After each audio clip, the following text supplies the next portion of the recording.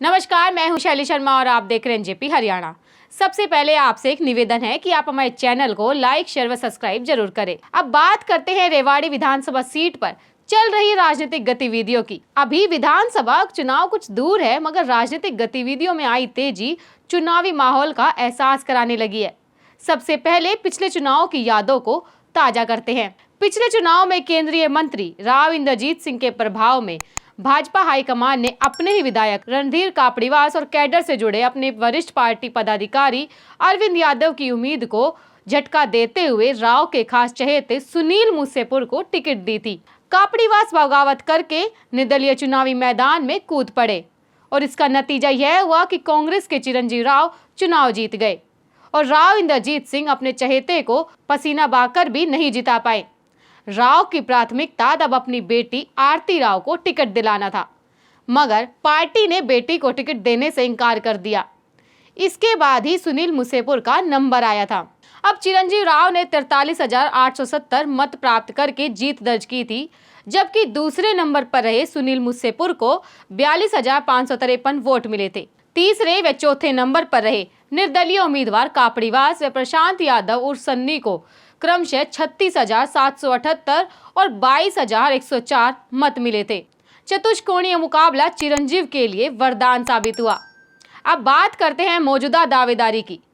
कांग्रेस में टिकट की परिस्थितियां नहीं बदली है। पूरी संभावना यही है कि चिरंजीव राव ही फिर से मैदान में होंगे, लेकिन भाजपा के सामने दुविधा दिख रही है। केंद्रीय मंत्री राव इंद्रजीत सिंह इस बार भी अपनी बेटी आरती राव को टिकट दिलाना चाहेंगे। कर्नाटक चुनावों में हुई भाजपा की हार के बाद पार्टी राव का दबाव मान भी सकती है, लेकिन ये कहने वाले कम नहीं कि बदलती परिस्थितियों में राव रेवाड़ी से रिस्क लेने की बजाय आरती को कोसली, अटेली या अहिरवाल की किसी अन्य सीट से भी मैदान में उतार सकते हैं। अब पार्टी उनको कितना फ्री हैंड दे पाती है, यह भविष्य में उनकी भूमिका और पार्टी के आकलन पर निर्भर करेगा। परंतु आरती के बाद रेवाड़ी सीट से दूसरा नाम अरविंद यादव का लिया जा रहा है। पार्टी में एक बड़ा वर्ग यह मान रहा है कि टिकट के मामले में वर्षों से की जा रही अरविंद यादव की अनदेखी इस बार खत्म की जानी चाहिए। यह सवाल खड़ा किया जा रहा है कि हर बार कुर्बानी के लिए अरविंद यादव को ही क्यों बलि का बकरा बनाया जा रहा है। अरविंद ने पहले की तुलना में आम मतदाताओं के बीच अपनी स्वीकार्यता बढ़ाई है। इसका उदाहरण हाल ही में तब देखने को मिला जब सराफा व्यापारी से हुई लूट की गुत्थी सुलझाने के बाद उन्हें मोती चौक पर 27 व्यापारी संगठनों की ओर से खास तौर पर बुलाकर सम्मानित किया गया। यहाँ पर अरविंद यादव ने एक एक करके उन तमाम घटनाक्रमों का जिक्र किया जब उन्होंने आगे आकर व्यापारियों का साथ दिया। अब बात करते हैं स्वीकार्यता की। शहरी क्षेत्र अब अरविंद यादव की ताकत बनता जा रहा है, जबकि ग्रामीण क्षेत्र उनकी कमजोरी है। राव के आशीर्वाद से मैदान में उतरने वाले राव इंद्रजीत सिंह के संभावित समर्थकों के मामले में स्थिति उलट है। राव की अपनी पकड़ शहर से अधिक गांवों में है, लेकिन कुछ समय से राव इंद्रजीत सिंह ने व्यक्तिगत रुचि लेकर शहरी क्षेत्र में भी अपने परिवार की स्वीकार्यता बढ़ाई है। अगर राव किसी वजह से आरती राव को टिकट नहीं दिला पाए तो तीसरा नाम सुनील मूसेपुर का है।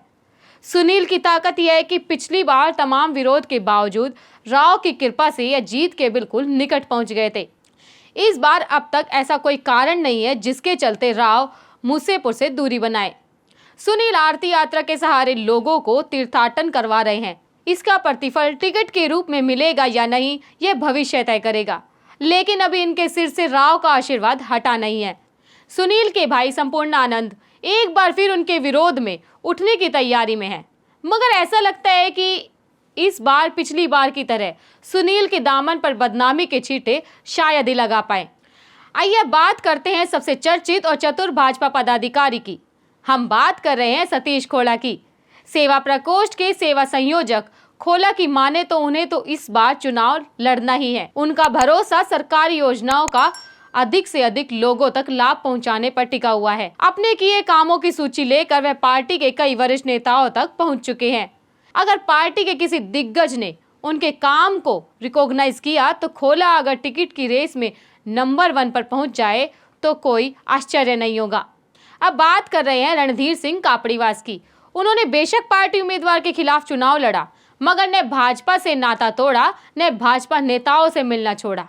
यह आज भी खुद को बूढ़ा नहीं मान रहे हैं, लेकिन पार्टी उन्हें बूढ़ा मान ले तो फिर उनके भतीजे मुकेश कापड़ीवास तैयार है। मुकेश कापड़ीवास जनसंपर्क शुरू किए हुए है, लेकिन राजनीति में कब क्या हो जाए यह कहना आसान नहीं है। पूर्व सांसद डॉक्टर सुधा यादव, राव नरबीर सिंह व कोसली से मौजूदा विधायक लक्ष्मण यादव का नाम भी रेवाड़ी सीट के लिए जब तब चलता रहता है। पिछली बार निर्दलीय चुनाव लड़ने वाले सन्नी यादव भी संघ के सहारे भाजपा से ही जुड़े हुए हैं। अब बात करते हैं सतीश यादव की। सतीश यादव फिलहाल किसी पार्टी में नहीं है, लेकिन उनका ट्रैक रिकॉर्ड बेहतर है। विधानसभा चुनाव में वे खुद और नगर परिषद चेयरमैन के चुनाव में उनकी पत्नी उपमा दूसरे स्थान पर रह चुकी है। कांग्रेस में रेवाड़ी के लिए सतीश की एंट्री संभव नहीं है। भाजपा में भी उनके लिए यहाँ नो वैकेंसी जैसी स्थिति है, लेकिन इतना होने पर भी उनका चुनाव लड़ना तय है। रेवाड़ी के समीकरणों में अभी समय के साथ बड़ा बदलाव भी आएगा। आम आदमी पार्टी भी इस बार यहाँ के मैदान में दमखम दिखाएगी। व्यक्तिगत जनाधार को छोड़ दे तो इस शहरी सीट पर जजपा, इनेलो व अन्य दलों का दम अधिक नहीं है। अब देखना यह है कि चिरंजीव राव विधायक की अपनी कुर्सी बरकरार रख पाएंगे या फिर उनकी कुर्सी छीनने में कोई अन्य नेता कामयाब होगा।